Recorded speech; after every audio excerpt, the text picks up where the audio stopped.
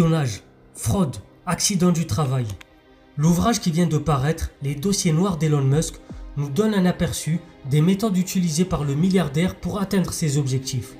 Pour lui, la fin justifie les moyens comme on va le voir. Quel est l'intérêt de cet ouvrage tout d'abord? C'est de connaître Elon Musk au-delà de l'image maîtrisée qu'il renvoie de lui dans les médias. Qui est-il réellement? Prenons un exemple. Dans sa course effrénée vers Mars, Musk se soucie très peu de la sécurité de ses employés. Sur le site justement de construction et de lancement de sa fusée SpaceX, sur les différents sites en général, en Floride, au Texas, etc., où s'activent 13 000 personnes, Reuters a recensé justement au moins 600 accidents du travail depuis 2014. Exposition à la chaleur, blessures, membres écrasés et même une personne qui est décédée. Des ouvriers témoignent du non-respect des règles élémentaires de sécurité au nom de délais toujours trop courts. Sans oublier la phobie de Musk pour les couleurs vives. Oui, vous avez bien entendu. Le Big Boss a déjà exigé que soient repeints en noir ou en bleu des pièces de sécurité initialement jaunes. Incroyable mais vrai. Ensuite, nombre de clients de Tesla ont été floués.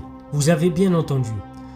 Concernant les véhicules électriques, justement, 3 journalistes de Reuters ont analysé des milliers de documents, arrivant à la conclusion que des dizaines de milliers de propriétaires de Tesla ont connu des défaillances prématurées de la suspension ou de la direction.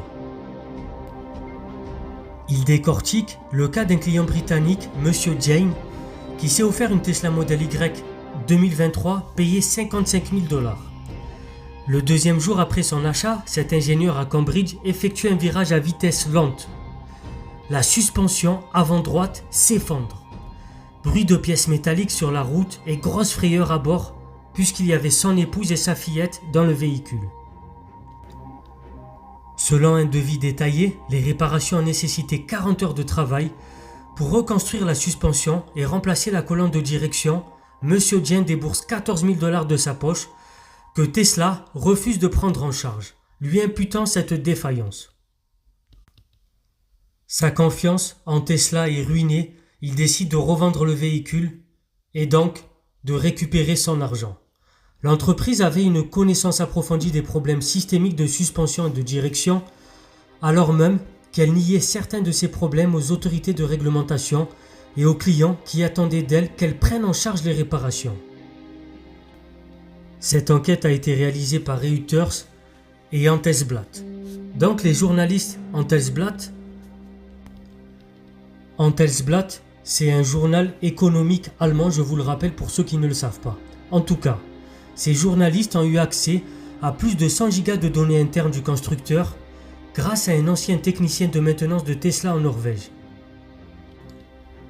Ce lanceur d'alerte s'appelle Lukas Krupski.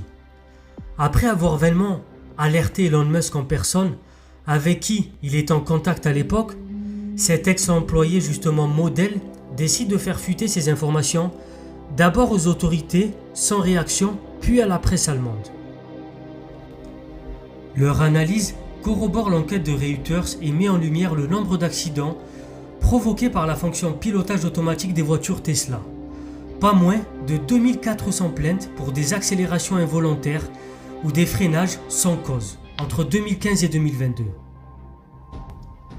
En 2024, le constructeur a prudemment modifié sa présentation du pilotage automatique dans ses manuels et sur son site pour y ajouter la mention sous supervision.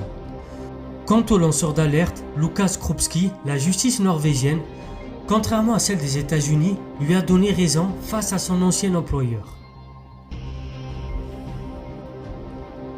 Grâce à cet ouvrage, on apprend aussi les méthodes utilisées par Elon Musk.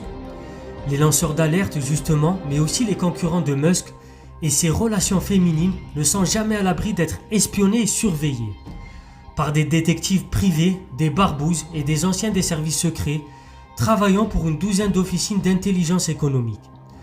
Son ex-femme, Tallulah Riley, l'actrice Amber Heard et d'autres femmes ont été espionnées aux frais de ces sociétés. Vous avez bien entendu. Selon un ancien agent de la CIA cité dans l'ouvrage, d'un côté, Musk est persuadé qu'on veut l'assassiner et exige en permanence une sécurité rapprochée. De l'autre, il s'échauffe très facilement contre un tas de gens et ne pense plus qu'à avoir le dessus sur eux, par tous les moyens. Alors que dans ces entreprises, il est d'une grande radinerie. Lorsqu'il s'agit d'éliminer un opposant, c'est open bar, il est prêt à tout. Enfin, ce retraité de la CIA assure que quand on a Musk comme client, on le garde. On peut lui proposer des dispositifs très sophistiqués avec des équipes de 6 à 12 personnes, plusieurs véhicules, du matériel de pointe, etc. etc. Et tout ça, ça sera validé et bien sûr grassement payé par Musk lui-même. Des dizaines et des dizaines de personnes sont employées et donc sont payées par Musk à travers ses sociétés, mais lui ne va pas s'en plaindre puisqu'il est prêt à tout, puisque pour lui la fin justifie les moyens, bien évidemment dans sa vie personnelle.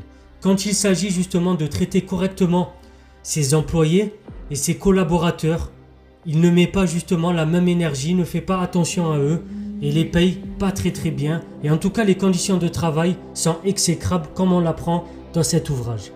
C'était Soso l'Intello, abonnez-vous, partagez, likez, très chers citoyens éclairés.